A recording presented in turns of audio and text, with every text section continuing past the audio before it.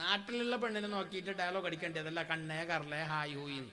കെട്ടിയ പെണ്ണിനെ നോക്കിയിട്ട് ചെല്ലി ഏട്ടാ എൻ്റെ കണ്ണ്, എൻ്റെ മുത്ത് ഏണ്ടില്ലവാ ഒരു ഗ്ലാസ് കട്ടൻ ചായ കൊണ്ട ചിരിക്കുന്നാണ്ട. ഇന്നോളം ചെല്ലിറ്റ, ഇന്നോളം ചെല്ലിറ്റ. നാട്ടുകാരെല്ലാം ചെല്ലി അളിയാ ഗുളിയാ മുത്തേ കണ്ണേ കറലേ ലിവറ് ഷുഗറ്. എന്റെ ഒന്ന് ഓള ചെല്ലാഞ്ഞേ. ഹലോ സാർ ചെല്ലിനു സാർ എപ്പോ? ആഗസ്റ്റ് 19 20 നമങ്ങാല എന്റെ പിന്നെ ചെല്ലിറ്റ.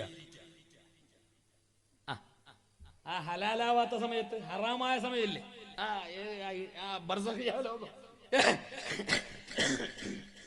അപ്പോ ഓന്റെ ഫോൺ വിളിയും ഓന്റെ ചാറ്റും. കണ്ടേ നീ ഉറങ്ങിയ, കറല നീ എണിക്ക, കുളിരേ നീ തിന്ന. എന്ത് ഇപ്പ ആഗസ്റ്റ് 20 കഴിഞ്ഞില്ലേ, ഇപ്പൊ നിന്റെ അടുത്ത് തന്നെ അല്ലേ. ഒന്ന് കേട്ടെ, കണ്ണേ നീ വെയിച്ച, കറല നീ ഉറങ്ങിയ. ഇല്ല ഇല്ല.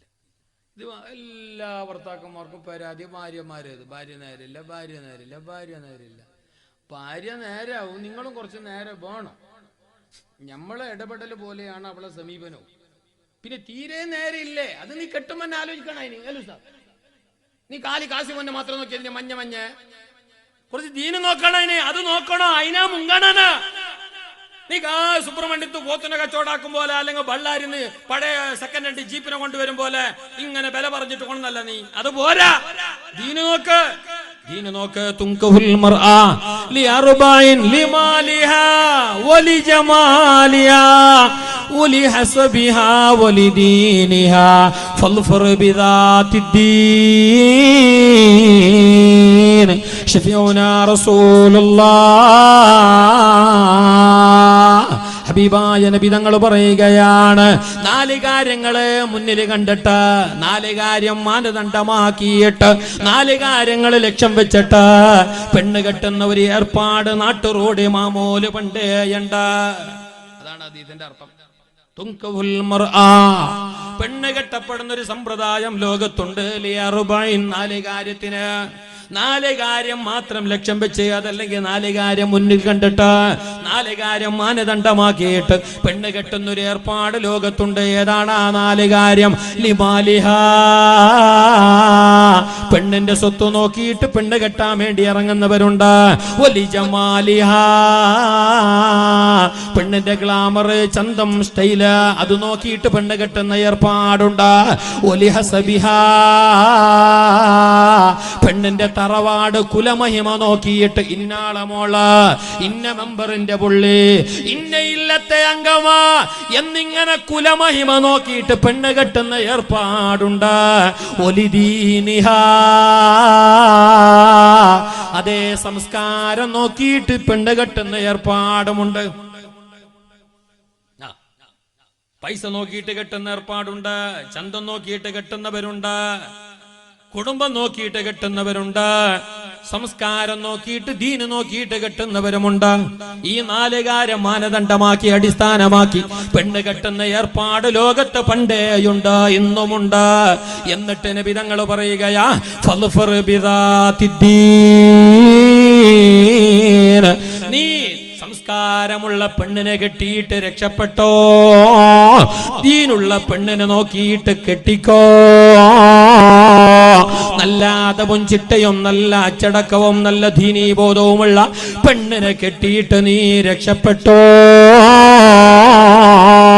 അല്ലെങ്കിൽ നീ തെണ്ടേണ്ടി വരാം, നീ നല്ല വില കൊടുക്കേണ്ടി വരാം, നിന്റെ ജീവിതമാകെ ആപത്തിലാവും, ബേജാറിലാകും. ഹബീബുനാ റസൂലുള്ളാഹ് നബിതങ്ങളെ ഹദീസാണ്, നബിതങ്ങളെ ഹദീസാണ്, നബിതങ്ങളെ ഹദീസാണ്. ഹബീബായ നബിതങ്ങൾ പറയുകയാണ്, ദീന് നോക്കിയിട്ട് നീ പെണ്ണ് കെട്ടണോ, അല്ലെങ്കിൽ വയ്യതുണ്ടോ. ഇപ്പൊ അധിക വിവാഹ ജീവിതവും പിന്നെ സുഖകരമല്ല. പല പുതിയാപ്പിളമാരുടെ ജീവിതവും പല പുതിനാട്ടിമാരുടെ ജീവിതവും മനോഹരമല്ല, റാഹത്തല്ല. വെറുതെ അങ്ങനെ നല്ല ഇസ്തിരി പിടിയാത്ത ഷർട്ടും പാൻറ്റും ജീൻസും ഇട്ടിട്ട് നല്ല നടക്കുന്നില്ലെങ്കിലും വട്ട വാച്ചും കെട്ടിയിട്ട് ഇങ്ങനെ പള്ളിയുടെ അടുക്ക് വരുന്ന നോക്കണ്ട. സത്യം പറഞ്ഞ ഓൻ്റെ മനസ്സിനുള്ളിൽ തളമള നടക്കും. നേരെയില്ല, ഓനും ഓളും നേരെയില്ല. പിന്നെ വട്ടാരെ കെട്ടിയിട്ടായില്ലേ, മഹിളാ സമാജം ഓളൊക്കെ, കുടുംബശ്രീ ഓളൊക്കെ, നാട്ടിന്റെ പഞ്ചായത്ത് പ്രസിഡന്റ് സെക്രട്ടറി എല്ലാം ഓളൊക്കെ, കാണൂണു ലീഗള് ജുഡീഷ്യറി ഓളൊക്കെ. ഇനി പിന്നെ ഞാൻ എന്തും മുണ്ടിയിട്ടും കാര്യമില്ല, പിന്നെ ഇങ്ങനെ പോട്ട് പിന്നെ ഇനെന്താക്കുന്ന വൃത്തിയില്ല, അല്ലാണ്ട് 4 കിടാക്കളുമായി ഇനെന്താക്കണ്ടി. അങ്ങനെ ചിന്തിച്ചിട്ട് കഴിയുന്ന എത്രയാളുണ്ടാകും? ഇല്ല, വെറുതെ മുഖത്ത് അങ്ങനെ സന്തോഷം പ്രകടിപ്പിച്ച് വെറുതെ ഒരു ആക്കുന്ന ചിരിയും ചിരിച്ചിട്ട് അതേ നല്ല സന്തോഷം പ്രകടിപ്പിച്ചുകൊണ്ട് വെറുതെ ബാഹ്യമായ നിലയ്ക്ക് ഇങ്ങനെ അഭിനയിക്കുന്ന എത്രയോ ദമ്പതിമാർ, മാപ്പിളമാർ മാത്രമല്ല ദമ്പതിമാർ ഞങ്ങളുടെ ഇടയിലുണ്ട്. അതുകൊണ്ടാ നബി തങ്ങൾ പറഞ്ഞ് പിന്നെ വിരല് കടിക്കണ്ട, കേവലം ചന്തം നോക്കിയിട്ട് മാത്രം പെണ്ണ് കെട്ടണ്ട, നീ പയ്യെ കരിക്കേണ്ടി വരും കേട്ടോ.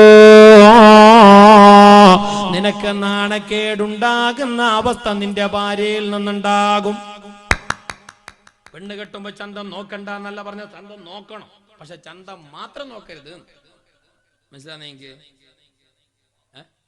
ചന്തം നോക്കണം. സൗന്ദര്യത്തിന് ലൈംഗിക ജീവിതത്തിൽ അതല്ലെങ്കിൽ ദാമ്പത്യ ജീവിതത്തിൽ വലിയൊരു സ്ഥാനമുണ്ട്. ചന്തം നോക്കണം, പക്ഷെ ചന്തം മാത്രമായാലോ ഏത് പുതിയാപ്പിള അല്ലെങ്കിൽ ഏത് പുതിയാപ്പിളന്റെ വാപ്പ പെണ്ണിന്റെ പേർക്ക് പോയിട്ട് പെണ്ണിനോടാ അല്ലെങ്കിൽ പെണ്ണിന്റെ വാപ്പയോടാ കാക്കമാരോടാ എത്ര ജുസ് ഓതിനു മോളെ നീ, 7ാം ക്ലാസ്സിന്റെ സർട്ടിഫിക്കറ്റ് ഉണ്ടോ നിനക്ക് എന്ന് കേട്ട വാപ്പാര് പുതിയാപ്പിളാര് എത്ര കിട്ടൂന്ന് ആ കാക്ക കേട്ട ഖബറിലൊക്കെ കാലെടുത്ത് വെക്കാനായ അയാള് കേട്ടാണ്ട എത്ര കിട്ടും, എന്റെ വലിയ മോക്ക് ഇത്ര കൊടുത്തു, നീ എത്ര വേണം കൊടു, നീ നിന്റെ പൊരന്റെ ആധാരം തന്നെ കൊടു മോക്ക്, അതിലിപ്പോ ആര് ഓക്കെന്താക്കണോ, നീ ആ കണക്ക് ഈട പറഞ്ഞെന്തിനാ, ആ കണക്ക് ഈട പറഞ്ഞതിനറിയോ അത്തറിന് എന്റെ മോനും കിട്ടണോ, ഞാൻ പോയിട്ട് സുബ്രഹ്മണ്യത്തിൽ പോത്തനം വേണ്ട മോളെ കെട്ടാണ്ട, ഇത് കച്ചവടാക്കുന്നതല്ല. നിനക്ക് നല്ല ജീവിതം തരാൻ, നിന്റെ മക്കളെ ഗർഭം ധരിക്കാൻ, അതേ ബാപ്പ ഉമ്മമാരെ അമ്മായി അമ്മോശന്മാരെ പ്രായമേറി വരുന്ന നിങ്ങളെ കാലത്ത്, അവശതകൾ കൂടി വരുന്ന നിങ്ങളെ കാലത്ത്, ശരീരത്തിന്റെ പല ഭാഗങ്ങൾക്കും ക്ഷീണം വരുന്ന നിങ്ങളെ ഈ പ്രായത്തില് നിങ്ങൾക്ക് താങ്ങായി തണലായി നിങ്ങളെ വീടിന്റെ വിളക്കായി നിങ്ങൾക്കൊരു ധൈര്യമായി നിങ്ങളെ വീടിന്റെ പടി കയറി വരുന്നവൾ നല്ലവളാകണ്ടേ. നിങ്ങൾ സക്കറാത്തിന്റെ വലി വലിക്കുന്ന സമയത്ത് ഒരു തിരി ചൂടുവെള്ളമെങ്കിലും തന്നു കൊണ്ടുവന്ന് തരണമെങ്കിൽ നിങ്ങൾ സെലക്ട് ചെയ്ത മരുമോള് നല്ലവളാകണ്ടേ, ആകണ്ടേ. അല്ലെങ്കിൽ ചൂടുവെള്ളല്ല, എപ്പോഴും എലിന്റെ വിഷം കൈ തരും, പോയിട്ടൊരിക്കും ഈ തന്ത. അതിന് ദീന് നോക്കിയിട്ട് കെട്ടണം, കെട്ടിക്കണം. അങ്ങനെയാ ചരിത്രം, അങ്ങനെയാ ലോകത്തിന്റെ അനുഭവം, അങ്ങനെയാ. ഇന്ന് ഞങ്ങളെ കാണുന്ന പല ദാമ്പത്യ ജീവിതത്തിന്റെ ഇടയിലുള്ള വിള്ളലുകൾ, വിരസതകൾ, പലവിധ വൈമനസ്യങ്ങൾ, പൊട്ടലുകൾ, ചിറ്റലുകള്, അവർക്കിടയിലുള്ള ഡൈവോഴ്സുകൾ, തലാക്കുകൾ. സുബ്ഹാനല്ലാഹ്. അതേ ദീന് മറന്നിട്ട്, തഖ്വ മറന്നിട്ട്, സംസ്കാരം മറന്നിട്ട്, ധാർമ്മികമായ ബോധം മറന്നിട്ട്, അതെല്ലാം മാറ്റിവെച്ചിട്ട് കേവലം ഭൗതികത്തിന്റെ ചന്തവും സമ്പത്തും മാത്രം നോക്കിയിട്ട് കെട്ടിയതിന്റെ ഫലമാണ്. സംശയമില്ല. നല്ല പെണ്ണാണോ, സ്നേഹമുള്ളവളാണോ, അവൾ ഒരിക്കലും നിന്നെ മറക്കില്ല, നിനക്കവളെ മറക്കാനും കഴിയില്ല. ആലോചിച്ചു നോക്ക.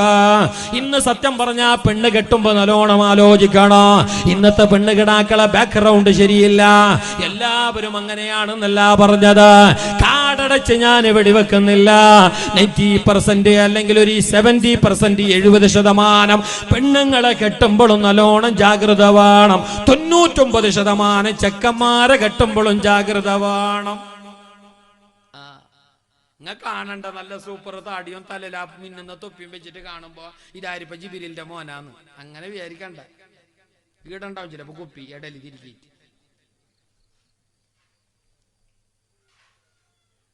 നിങ്ങൾ അറിഞ്ഞായില്ല, ഞാനറിയല. ഞാൻ ഇപ്പൊ ഈ അടുത്ത് കുറച്ച് സമയം നാട്ടിന്റെ പേരൊന്നും പറയുന്നില്ല. ചിലപ്പോ ഇയാളാ വീടുണ്ടെങ്കിൽ അയാൾക്ക് ബേജാറോ. അവർക്കെന്ത് ചെയ്യാ, നമുക്കെന്ത് ചെല്ലാൻ കഴിയല. അങ്ങനത്തതാണ് ഇപ്പൊ ലോകം. അത് ചെല്ലണ്ട, ഇത് ചെല്ലണ്ട, എന്തോ ആക്ക. പിന്നെന്ത് ചെല്ലണ്ടേ? മൻറ മുൻകറ മിൻകും റസൂലുള്ളാഹി ഹദീസ അള്ളാന്റെ ദീന് പൊരുത്തപ്പെടാത്തത് കണ്ടാ ചെല്ലണം, ചെല്ലിയ തീരു, പറയണം. അത് ഇരിക്കട്ടെ. മിഞ്ഞാന്ന് സുബൈക്ക് നല്ല ദീനിയായ ചെക്കനാണ്. സാധാരണ പള്ളിയിൽ കാണും, 5 നേരം നിസ്കാരവും ഉണ്ട്, നല്ല തൊപ്പിയും വെക്കുന്ന, ഞെരിയാണിക്ക് മേലെ പാൻറ് ഇടുന്നത്, നല്ലൊരു അച്ചടക്കം, ഭയങ്കര അച്ചടക്കമുള്ള ആള്. ഉസ്താദുമാരെല്ലാം കാണുമ്പോൾ ഡബിൾ ബഹുമാനം, സിംഗിൾ അല്ല ഡബിൾ ബഹുമാനം. ഭയങ്കര നല്ലവരാ. നാട്ടുകാർക്കിടയിൽ എല്ലാവർക്കും നല്ല അഭിപ്രായമാണ് ആ ചെക്കനെ പറ്റി. സുബ്ഹാനല്ലാഹ്, ഒരു ദിവസം ഉണ്ട് സുബൈക്ക് 3-3:30 മണിക്ക് പോരൻ്റെ അട പോലീസിന്റെ ജീപ്പ്. അപ്പൊ ഞങ്ങളെല്ലാം വിചാരിച്ചെന്തറിയോ, ചെക്കൻ താജ് നിസ്കരിക്കുമ്പോൾ മാമുമാറ്റി നിസ്കരിക്കാൻ പോലീസ് കേസ് ചെയ്യുമ്പോൾ അതിനായിരിക്കും. അല്ലെങ്കിൽ ആ സമയത്ത് 3:10 വരണം. നോക്കുമ്പോ സംഗതി എന്ത്, ഓനെ പൊക്കിയിട്ട് ജീപ്പിലിട്ടു. ഉറങ്ങിയ സമയം നോക്കിയിട്ട് തന്നെ അവർക്ക് പിന്നെ ഇത് രഹസ്യ പിന്നെ അറിവ് കിട്ടിയതിന്റെ അടിസ്ഥാനത്തിൽ വന്നിട്ട് പിടിച്ചിട്ട് ജീപ്പിലിട്ടു. എന്താ സംഭവം, എന്താ കഥ? കഞ്ചാവിന്റെ ആളാ, കഞ്ചാവിന്റെ ഏജന്റാ. സുബ്ഹാനല്ലാഹ്, തലയിൽ നിന്ന് തൊപ്പി മാറിയ നേരമില്ല. നിസ്കാരത്തിന് പള്ളിയിൽ കാണാ, ഉള്ളിൻ്റെ ഉള്ളിലുള്ള പണി ശരിയല്ല.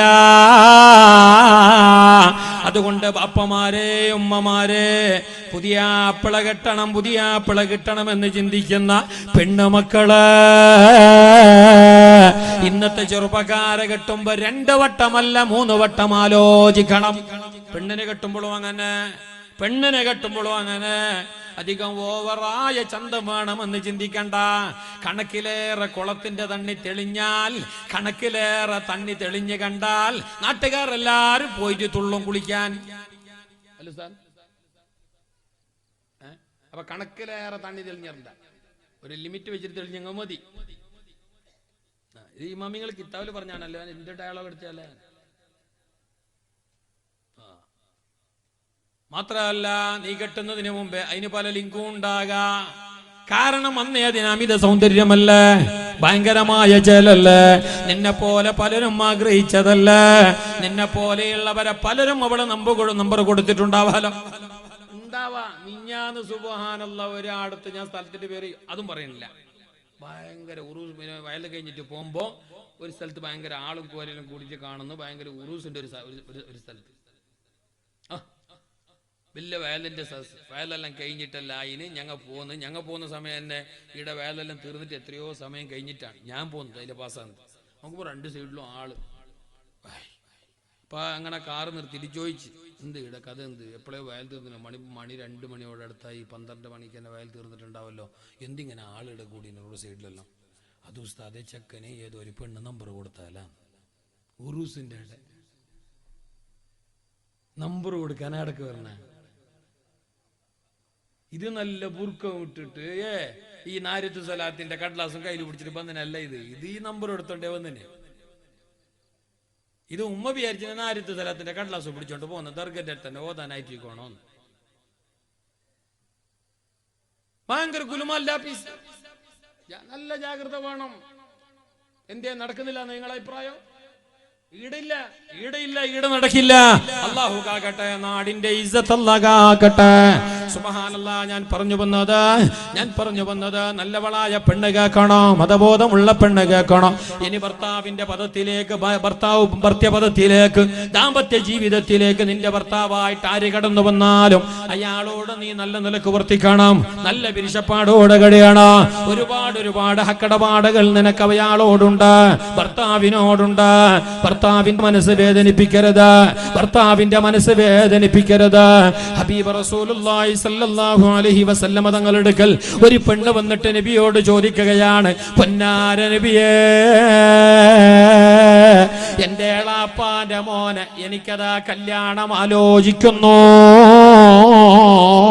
വീട്ടുകാരും നാട്ടുകാരും കാരണവന്മാരും എല്ലാവരും കൂടിയിട്ട് എന്റെ എളാപ്പാന്റെ മോനെയാണ് എനിക്ക് കല്യാണം ആലോചിക്കുന്നത്. എന്റെ ഭർത്താവായിട്ട് വരുന്നത് അയാളാണ്, എനിക്കും സമ്മതമാണ്. പൊന്നാര നബിയേ, അയാളെങ്ങാനും എന്റെ ഭർത്താവായിട്ട് കടന്നു വന്നാൽ, ഞാൻ അയാളെ ഭാര്യയായി കഴിഞ്ഞാൽ ഞാൻ അയാളോട് ചെയ്യേണ്ട കടമകൾ എന്താണ്? അയാളോടുള്ള കടപ്പാടുകൾ ഏതാണ്? ഞാൻ എങ്ങനെയാ ഭർത്താവിനോട് പെരുമാറേണ്ടത്? ഞാൻ എങ്ങനെയാ അയാളോടുള്ള കടമകൾ തീർക്കേണ്ടത്? എന്താണ് നബി അയാളോടുള്ള ബാധ്യതകള് എന്നാ പെണ്ണ് ചോദിച്ചപ്പോ മുസ്തഫായ റസൂലുള്ളാഹി സ്വല്ലല്ലാഹു അലൈഹി വസല്ലമ തങ്ങള് പച്ച ഭാഷയിൽ അവിടെന്ന് പറഞ്ഞു, പെണ്ണ് ഭർത്താവിനോടുള്ള കടമ പറഞ്ഞാ തീരില്ല പൊന്നെ. ഭർത്താവിനോട് എങ്ങനെ പെരുമാറണമെന്ന് പറയാൻ കഴിയില്ല മുത്ത്. അതേ മോള്,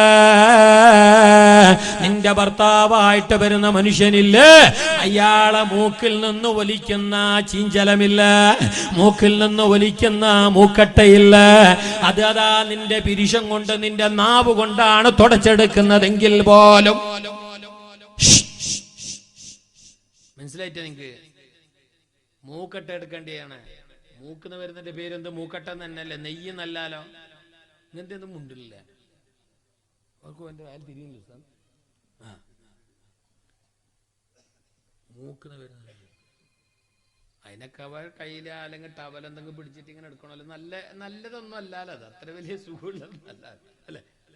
മുസ്തഫ നബി തങ്ങൾ പറയാ, പെണ്ണെ, നിന്റെ ഭർത്താവായിട്ട് വരുന്നയാളുടെ മൂക്കിൽ നിന്ന് വലിക്കുന്ന മൂക്കട്ട, അതേ മോളെ, നീ നിന്റെ നാവ് കൊണ്ട് പിരിശപ്പാടിന്റെ കടുപ്പം കാരണമായി, ഭർത്താവിനോടുള്ള സ്നേഹം കാരണമായി, സ്നേഹത്തിന്റെ ഊക്കിന്റെ കാരണമായി ഭർത്താവിന്റെ മൂക്കിൽ നിന്ന് ഒലിക്കുന്ന മൂക്കട്ട നിന്റെ നാവ് കൊണ്ടാണ് നീ തുടച്ച് വൃത്തിയാക്കുന്നതെങ്കിൽ പോലും നീ ഭർത്താവിനോടുള്ള കടമ തീർത്തവളല്ല.